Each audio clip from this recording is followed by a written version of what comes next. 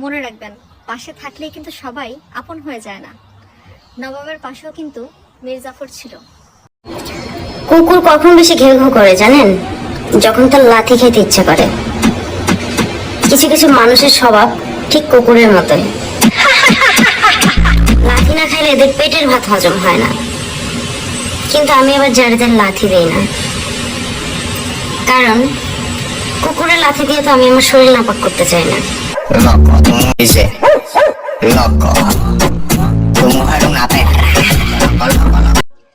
সময় আমাকে অনেক কিছু শিখাইছে, সময় আমাকে অনেক কিছু শিখাইছে, কিন্তু সময় মতন শিখায় নাই।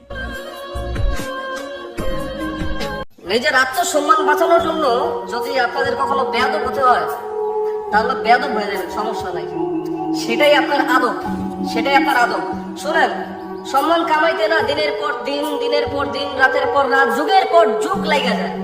কেউ আইসা অন্যায় ভাবে আপনার আত্মসম্মান হানি করবে, আর আপনি জায়গায় আদব দেখাইবেন ঘাড় নামায়া, ওই দিন এখন নাই। তাহলে ভাই খালি মায়ের খাইয়াই যাইবেন।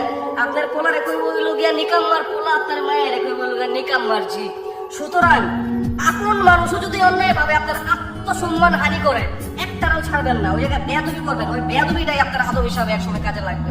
এটা একদম বইলা দিলাম আপনাদেরকে।